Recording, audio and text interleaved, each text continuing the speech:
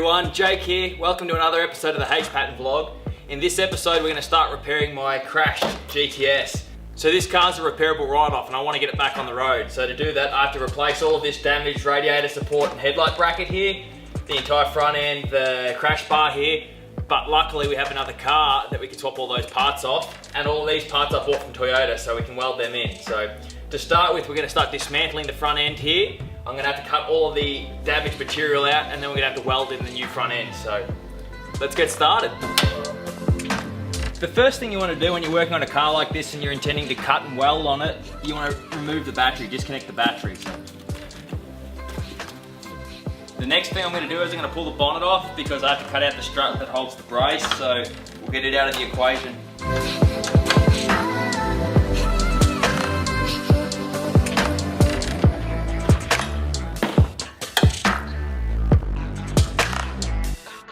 So these 86 bonnets are made out of aluminium, so they're pretty light, so you can one-man handle them.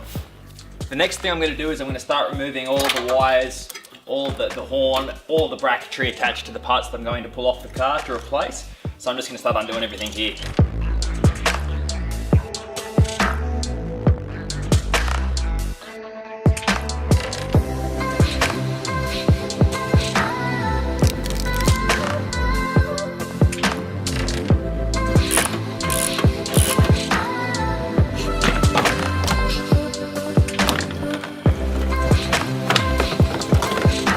Alright, now that washer bottle's out of the road, I can pull this crash bar off.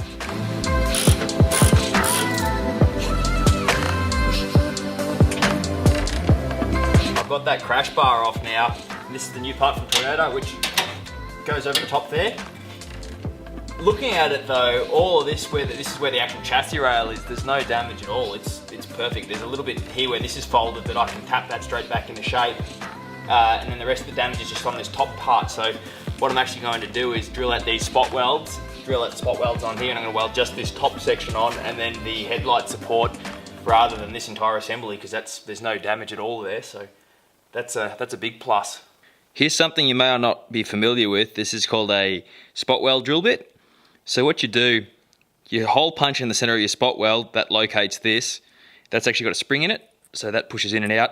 So you can apply downward pressure on it, and that just cuts around the spot weld, so that'll actually let you remove the spot welded material without damaging the part underneath. Because normally if you just drill straight through it, you've got a hole and that's where you're supposed to be welding for the new part. So these are a really handy tool, so I'll show you how these work. So the first thing you want to do is you want to get your punch, you want to locate the center of the spot weld. So the next thing you're going to do is you're going to get your drill with your spot weld drill bit. Oh, have it wander immediately.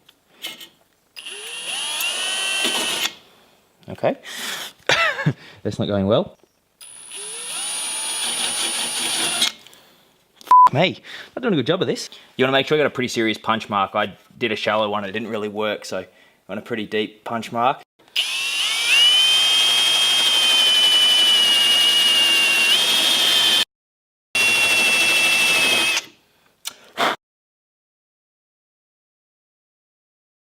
So what I've found is where the material's flimsy like here, you can't get a good pin punch on it. So I'm just going to try drilling a small hole to help locate it.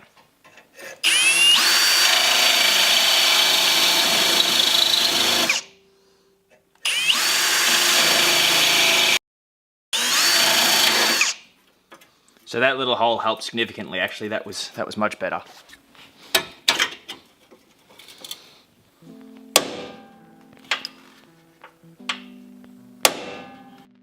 So I think where it's solid there, I don't need a drill or guide hole. I'm just going to try straight with the spot weld drill bit. Oh, need a guide hole. You don't want to go right through, you just want it as deep as the material that you're working.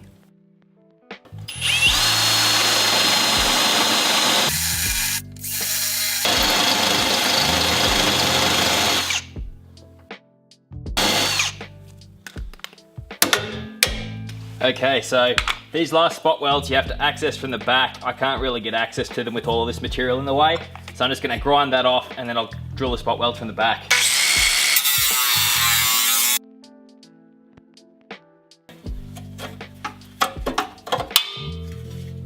So the only damage left on this body is this section here, which, as you can see, it's pretty soft. I should be able to bend the majority of that straight pretty easily.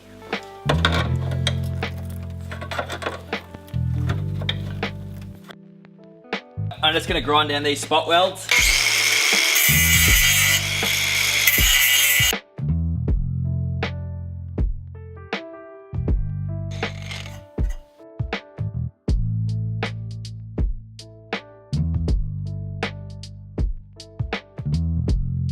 Alright, we've cut off all of the damaged material now, so that's all gone. The only part of the car now that's damaged is here. I've done a repair job, just hammered that straight again. So that just needs to be straightened out. What I'm gonna try and do is pull this section out here. So what I've set up is a chain around the hoist post and a turnbuckle here, and I can crank tension into it here and try and pull that section out. So we'll give that a go.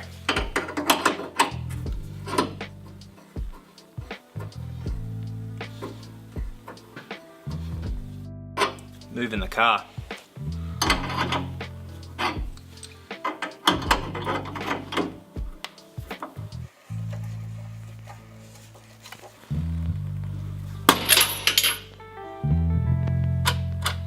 I need a bigger turnbuckle. All right, it's a new day, got a new turnbuckle. Let's see what we can do here.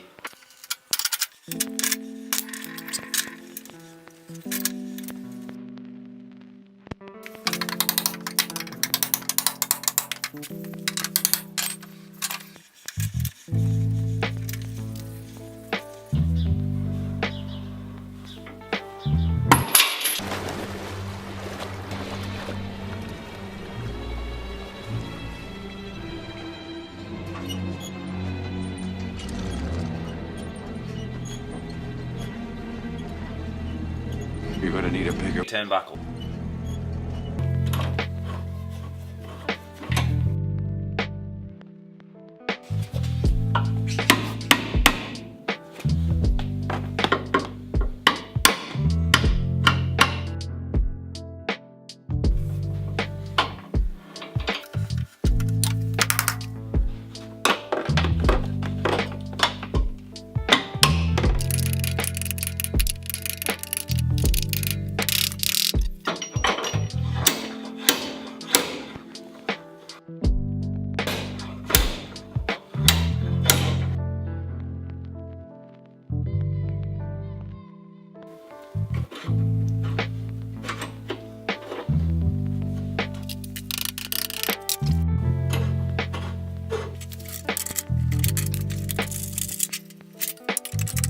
So I've still got a little bit more work to go, but that bracket sort of lines up for the first time now. So it goes into there, over the top. So there's a little wrinkle in here that I've still got to pull out, but it's getting relatively close, which is good.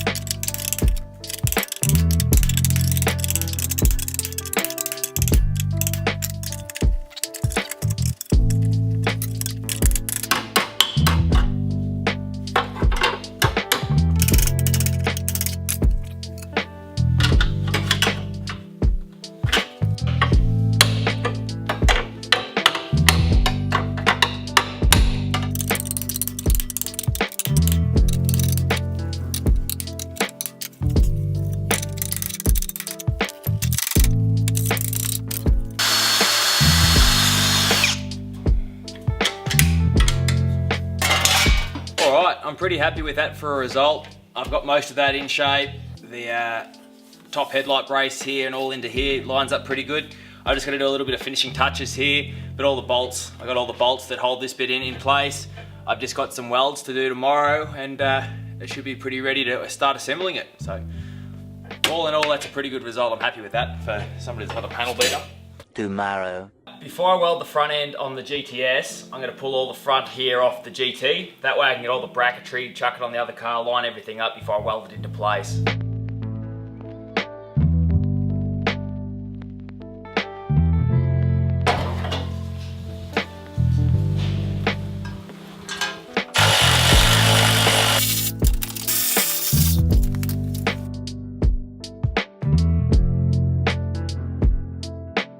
I got the bent lower control arm out of the GTS. As you can see, it's pretty seriously tweaked there. So I'm gonna stick it in the press and see if I can't tweak it straight, and then I'm gonna swap it with the good one out of the GT, but this will keep the GT rolling.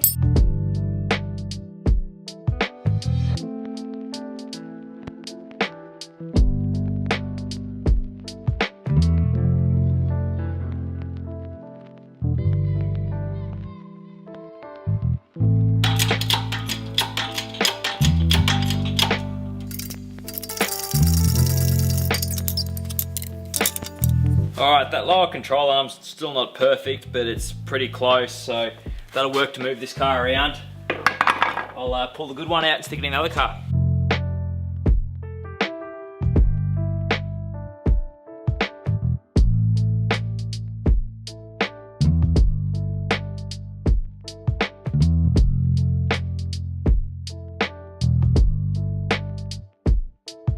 The last suspension component on this driver's side that's damaged is this front strut.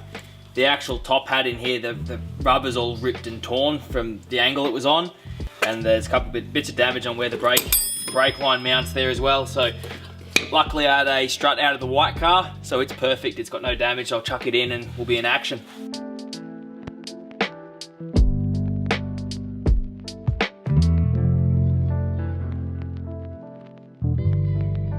Alright, I got the entire front end in place. I'm going to start welding it on now.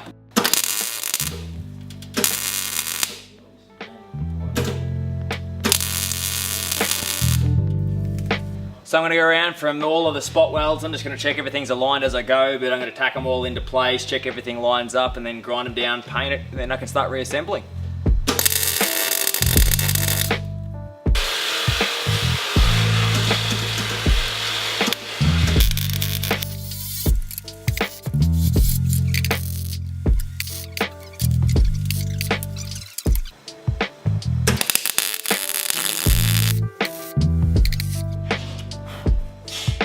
So I've just got the last bits tacked in place now, so all I have to do is go around, clean it up, prep it for paint, and put some black paint on, and then I can start reassembling the front.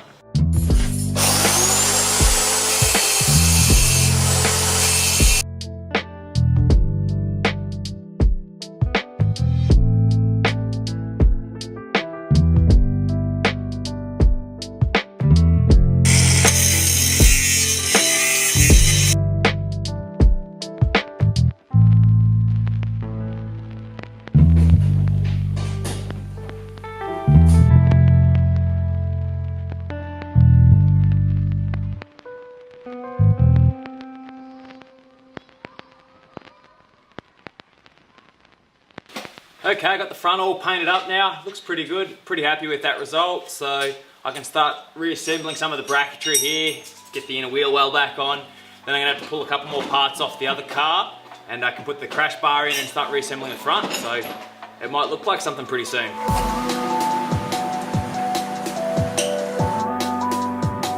Alright, before I get too carried away repairing this front end, I have to replace this corner marker line here that was damaged. So let's do that.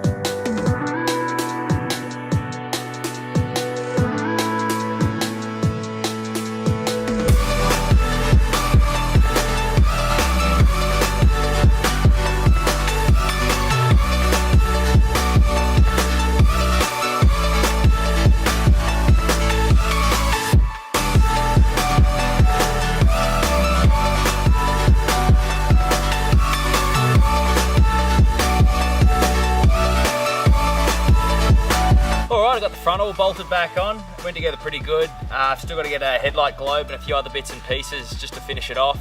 But I'll take it over tomorrow for a wheel alignment, and then I can get a VIV inspection, so I should be able to get it back on the road pretty soon. So hopefully you enjoyed watching that. Pretty soon I'm going to put together a wrap-up video, a time-lapse of the entire build, so you can check that out. So if you like what you're watching, like and subscribe.